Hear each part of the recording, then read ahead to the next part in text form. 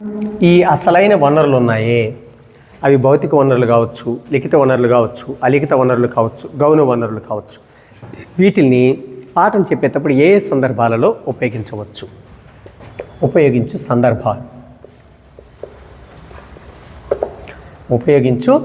సందర్భాలు. ఒకటి, పాఠ్య ప్రారంభం స్థితి. పాఠ్య ప్రారంభ స్థితి. ఎలా క్వశ్చన్ అడగొచ్చు అంటే, పిల్లలని ప్రేరేపించడానికి లేదా ఉన్ముఖీకరణ చేయడానికి వనరులను ఏ సందర్భంలో ఉపయోగించాలి అని అడుగుతాడు. అదే ఓకే. ప్రారంభ స్థితిలో వనరులను ఎందుకు ఉపయోగించాలి అంటే ఆన్సర్ ఏందమ్మా? విద్యార్థులలో ప్రేరణ లేదా ఉన్ముఖీకరణ కలిగించడానికి వనరును ఎప్పుడు ఉపయోగించాలి అంటే ప్రారంభంలో ఉపయోగించాలి. ఓకేనా సార్? ఇది కూడా మాకు తెలియదే సార్. మోటివేషన్ అప్పుడు ఒక వనరు, అసలైన వనరును చూపిస్తే పిల్లలు ఆసక్తిగా వింటారు. కాబట్టి ప్రేరణ లేదా ఉన్ముఖీకరణ అనేది ఏ సందర్భంలో వనరు చూపించినప్పుడు విద్యార్థులకు కలుగుతుంది అంటే పాఠం ప్రారంభంలో. Okay right. మరి పాఠం బోధించేటప్పుడు మధ్య మధ్యలో వనరులను ఎందుకు చూపించాలి? పాఠం విద్యార్థులలో అవగాహన కలిగించడానికి. దేనికమ్మా? అవగాహన కల్పించడానికి. పిల్లలకి పాఠ్యాంశాన్ని అవగాహన అయ్యేటట్లు చేయడానికి వనరును ఎప్పుడు చూపించాలి అంటే పాఠ్య మధ్యస్థ స్థితిలో చూపించాలి. ఓకే సార్, ఇది కూడా మాకు అర్థమైపోద్ది సార్. నిద్రపోకుండా పాఠాన్ని అర్థం చేసుకోవడానికి మధ్య మధ్యలో వనరులు చూపించాలి. అయితే చివరిలో వనరులని ఎందుకు చూపించాలి? ఏమో సామాన్యీకరణకు, జనరలైజేషన్, సామాన్యీకరణకు, ఇంకా దేనికమ్మా? మూల్యాంకనానికి.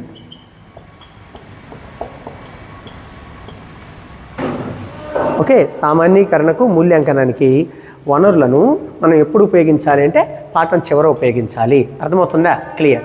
సో ఒక్కసారి జాగ్రత్తగా చూడండి. ఈ మూలాధార పద్ధతిలో పిల్లలకు చూపించే ఆ అసలైన మూలాధారాలను ఎన్ని సందర్భాల్లో ఉపయోగించవచ్చు? 3 సందర్భాలలో. ప్రేరణ, ఉన్ముఖీకరణ కలిగించడానికైతే ప్రారంభంలో, అవగాహన కల్పించడానికైతే మధ్యస్థ స్థితిలో. ఓకే, సామాన్యీకరణ, మూల్యాంకనం చేయడానికైతే పాఠం చివర. ఇది గుర్తుపెట్టుకోవాలి. ఎక్కువ సార్లు మనకి ఎగ్జామ్లో అడిగింది ఏంటి అంటే, సో ఒక పాఠ్యాంశంలోని భావనను సామాన్యీకరించడానికి వనరును ఎప్పుడు చూపించాలి విద్యార్థులకు అని అడిగాడు. ఎప్పుడమ్మా?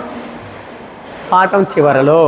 ఓకే, మూల్యాంకనం చేయడానికి వనరులను ఎప్పుడు చూపించాలి విద్యార్థులకు? సో పాఠం చివర అని గుర్తుపెట్టుకోవాలి. అవగాహనకైతే మధ్యలో, ప్రేరణ లేదా ఉన్ముఖీకరణకైతే ప్రారంభంలో, సామాన్యీకరణ లేదా మూల్యాంకనం చేయడానికైతే రైట్. లాభాలు.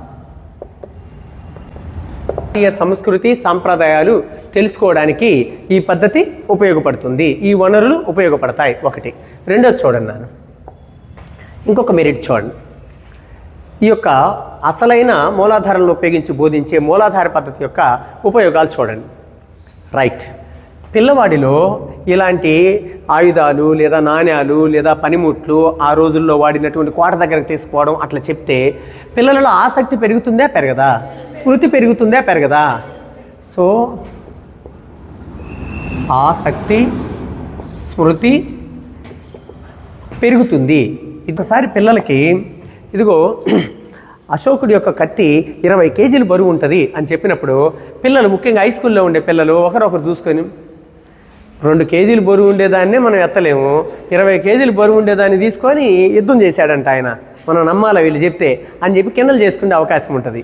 మరి ఆ కత్తిని తీసుకొని చూపించి ఇదిగో దీంతో యుద్ధం చేసేవాడు పలానా చక్రవర్తి అని చెప్తే, అంటే సాంఘిక అధ్యయనాలు వాస్తవమైనవి అనే భావన విద్యార్థులు కలగడానికి తోడ్పడేదేంది? ఈ అసలైన వనరులను మనం పిల్లలకు చూపించడం. అంటే ఏ బోధనా పద్ధతి? మూలాధార పద్ధతి లేదా వనరుల పద్ధతి. కాబట్టి ఈ పద్ధతి వల్ల సాంఘిక చూడడం, విద్యార్థులలో తార్కిక ఆలోచనలు,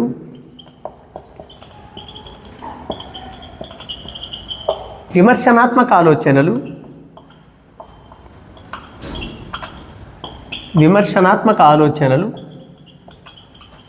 నెక్స్ట్ ఊహాశక్తి, విద్యార్థులలో తార్కిక ఆలోచనలు, విమర్శనాత్మక ఆలోచనలు, ఊహాశక్తి ఇలాంటి మానసిక శిక్షణ విద్యార్థులకు లభిస్తుంది.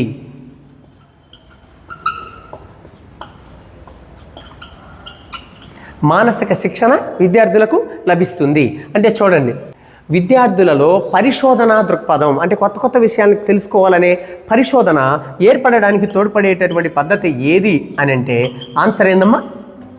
మూలాధార పద్ధతి. ఒక్కసారి చెప్పండి, మూలాధార పద్ధతిలో మొట్టమొదటి లాభం ఏంది?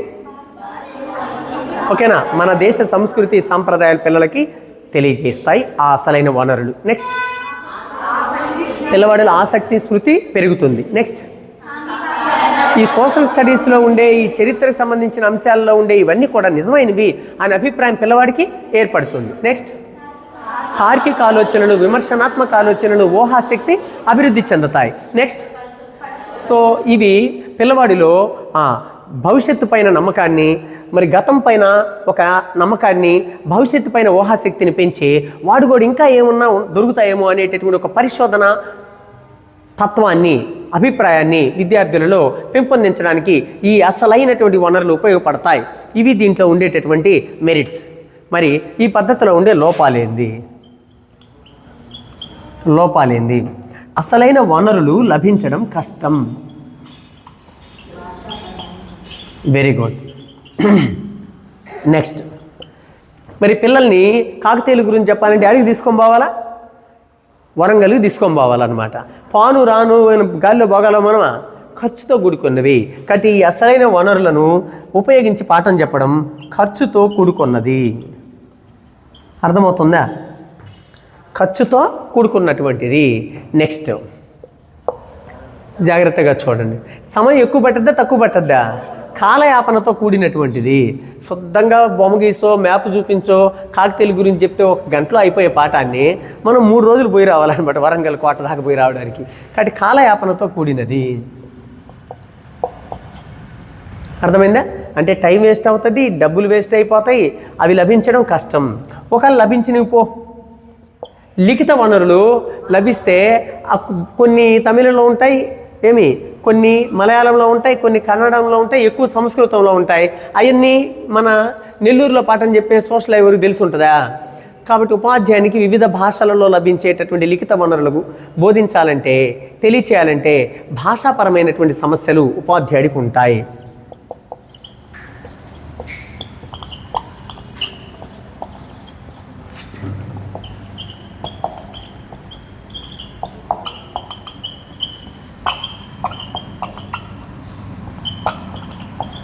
ఉపాధ్యాయుడికి భాషాపరమైనటువంటి సమస్యలు ఉంటాయి.